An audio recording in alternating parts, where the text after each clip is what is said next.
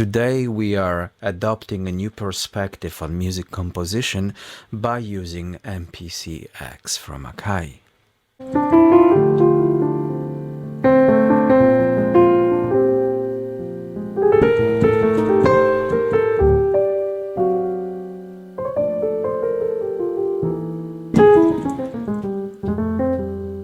So if you are curious about the depth of that machine or music composition, chords progression, chords built in music, please subscribe to this channel.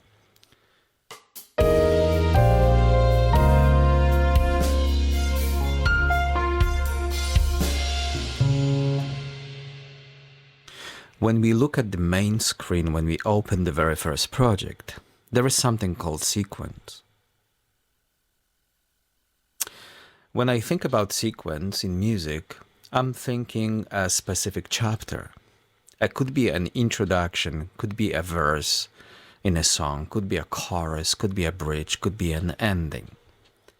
So basically the sequence 1 stands for one of those. We already established that the beat can be entered manually, or you could use the tap button by pressing it over and over, like you've got the pulse in mind, and you tap it, and you groove with it. And then when you like it, you just tap it into the real button. Okay? So for example, I'm tapping my tempo, and tempo changed to 101.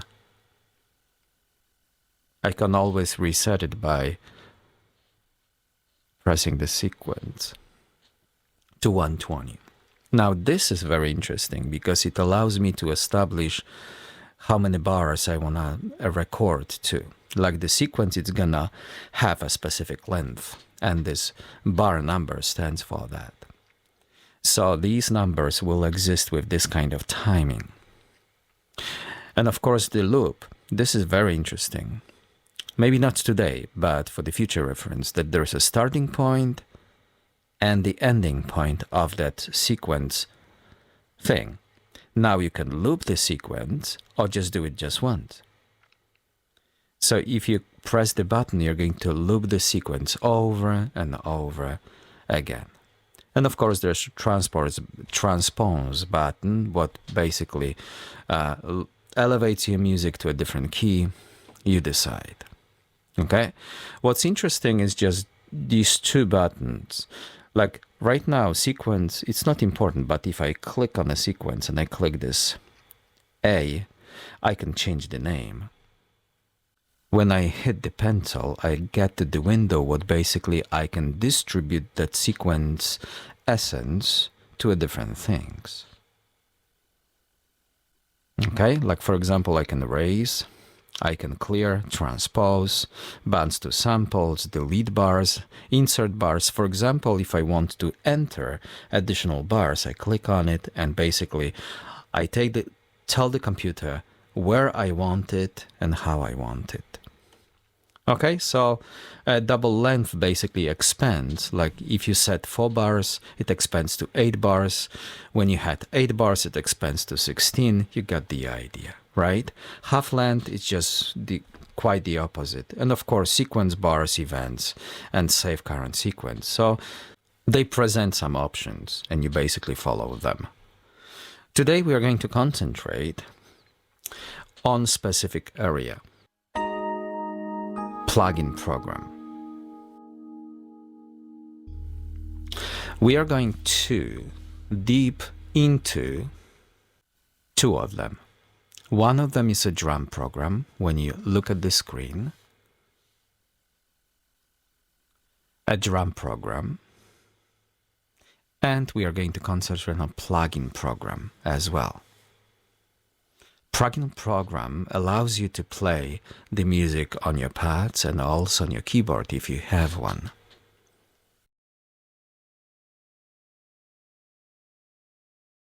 The amount of tracks what you're about to create could pile up to several.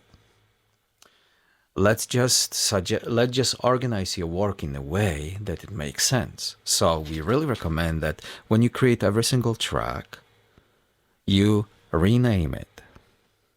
Okay, like we said, we are going to concentrate on two areas of our sampling. A drum program, which is this button, the little squares, and plugin program, which is right next to it. Okay, to arm the track, you're going to hit this red circle. Okay, if I go to plugin, I go to the next window below, plugin program. We already changed the name of it, called main melody. You could always put something else, like for example, strings, and hit do it. Okay, so now we've got strings. Now I'm going to this sounds library, and you've got a variety of different programs. So most of them come with that MPCX SE, but you can purchase additional ones. So we decided to go for Studio Strings. Now, when I hit the main button, I go back to the main window. Now we've got Studio Strings. I can play.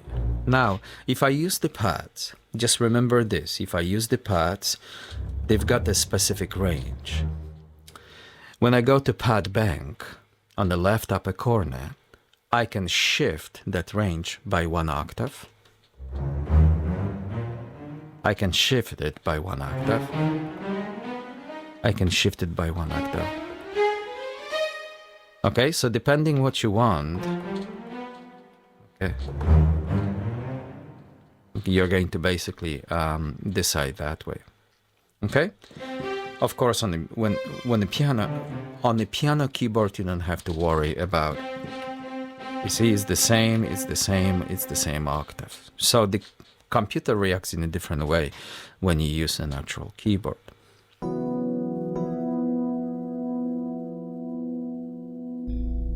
So now you're going to addition sound. So we've got strings. Under track number 1, we've got strings. There is a strings program called Studio Strings. You just saw it, okay? And now I'm gonna fool around with the sounds would basically sit under Studio Strings. So when I turn this wheel, I could double tap, and you've got a list of different chapters. And then orchestral got sub page filled with orchestra sounds. I can basically choose one and try it. If I don't like it, double tap, and I choose something else and try it. Okay, it changes, but it sounds like a lot of work. So we have a different idea. You can use this wheel and switch it by, zip it by 1, zip it by 1, zip it by 1. Okay, if you land on something you like, it's gonna stay. So go back to Studio Strings. Instead of double clicking, you can press this middle button, Studio Strings, press it again, you're in it. You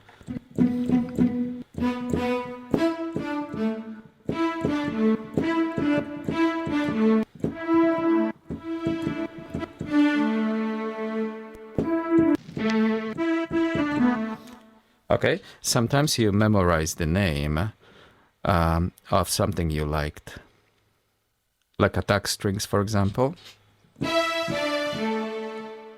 Okay, and then basically the sound stays. At home, in order to get better with this, I will ask you to create additional tracks on your own. Okay, so here's another example. So I'm gonna follow the same idea. When I create another track, I don't have to switch the sequence, so I'm gonna leave the sequence along the way it is. Now, in a track, I'm gonna tap it, and I'm gonna change to track number 2. If I tap the track number 2 on the screen, you see there's plenty of tracks available to me, never used. Track 2, we can rename it. Like if you're looking for some kind of bass or additional sound, you just type whatever you're looking for. Now you're pressing that plugin. Now, in order to make the bass work, we have to add this plus button program. So we're going to add additional program. Plugin 2. So as you see, we've got strings already. When you name things, you're less confused. This is a perfect example. We created a string plugin subtrack, right? And now we go there and we can see the name, strings. When I double tap, there's a plugin 2. So plugin 2 could mean anything, right? But if we change the name of it for the bass, now I know exactly where I am. This is the strings, these are the bass. So if something goes wrong, and believe me, it will, instead of dwelling and searching for some answers, you're going to quickly navigate the issue, the problem. Okay, in a plugin window, we are going to change the plugin package for something maybe more booming, like bassline, for example.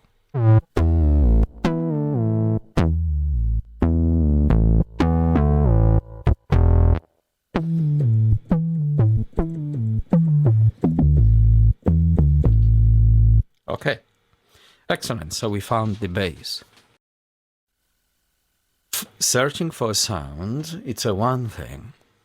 Keep it in mind that you can, once you find something you like, you can always alter that sound for something else. There is something else called, when you look at the upper left corner of the machine, called Program Edit. Program Edit is right here. If I click on it, it leads me towards different parameters of that bass. Okay, so you can see we just added chorus and delay. Of course, you can manipulate them as well.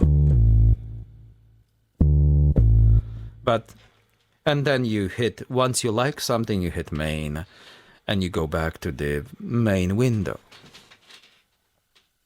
Okay, so we just created two different tracks of the instrument. I can switch between them. So look, if I go to this window, I can arm these tracks separately by arming them this way. Boom, click and click. So now I'm in the bass. Now I'm in strings.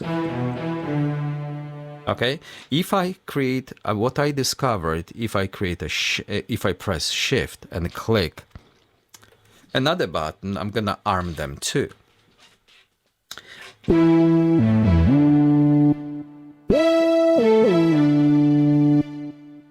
Sometimes layering different tracks into one sound makes total sense.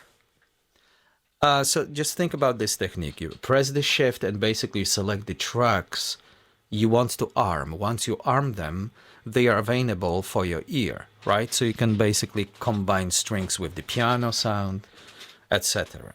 Okay?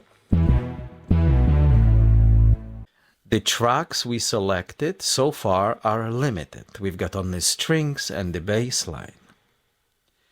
For purpose of this video, we are moving forward. We want to give you as much essence as possible so you can learn as fast as possible. But you can add as many tracks you want. You can arm as many tracks you want. We can fool around with what you have. All right, let's record a bunch of tracks. Now it's time to basically fool around with those first. All right, I'm gonna select studio strings. I'm gonna arm studio strings just. Okay. I'm gonna use 12/8 today. Exactly. So we end up with 98 beats per minute.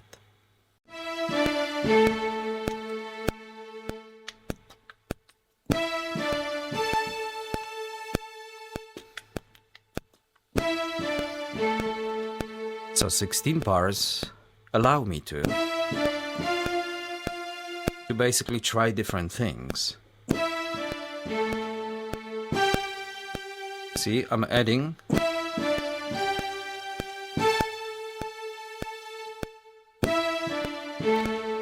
So people can hear different approaches.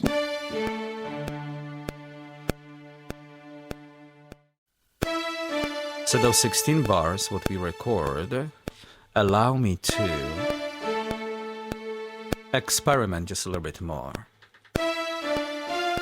by changing the exactly. Now, I'm hitting the track with my finger. I'm changing to track 2, which is actual bass. The bass is already armed, and I can basically search for the bass line.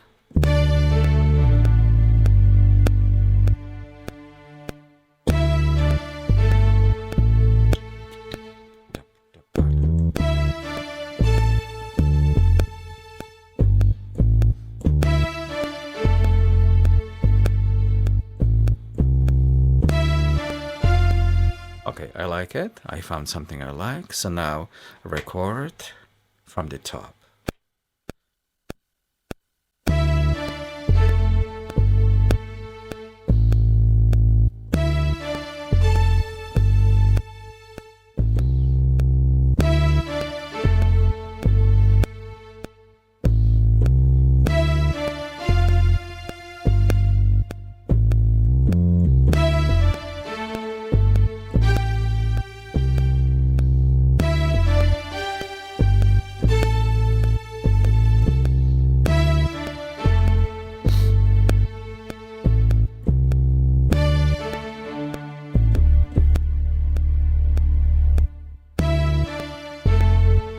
Okay.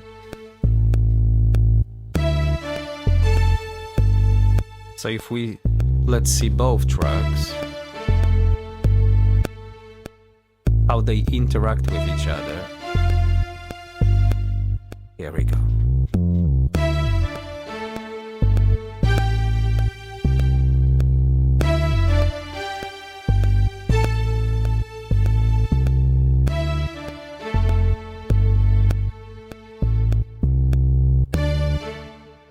Okay. Today it's not about editing. However, when we record, there is something called quantization involved. It's already set for us, especially related to the beats, right? If you're off with your fingers, this quantization is going to help you to organize your notes in a certain way. It's good. This is a great idea when you record the drum set. When you record the instrument, this thing, by accident, could fix your notes in a different way, organize them for you. Like, as a composer, I like to use 8 notes, 16 notes, and also triplets. So when I mix them up, this thing kind of fix my notes unnecessarily. So I'm kind of bummed about it, because now my bass doesn't groove. It's kind of organizes in a different pattern. So now I'm gonna switch the tempo to 1. I'm gonna switch global time division to 1 and 32. So hopefully this will help, but I have to undo my bass and do it again. The solution is that I can turn my quantization off, record my thing, and then make changes manually, which it's a lot of work, but it's gonna work. Let's create another bass line. We've got the idea what to do.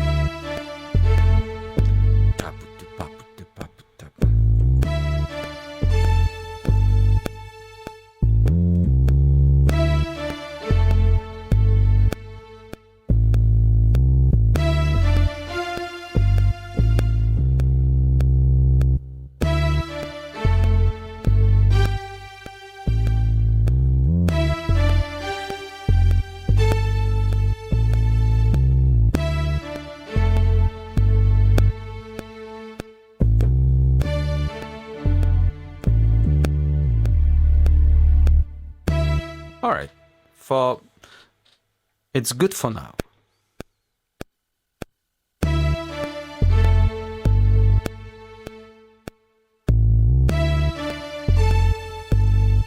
All right, it works.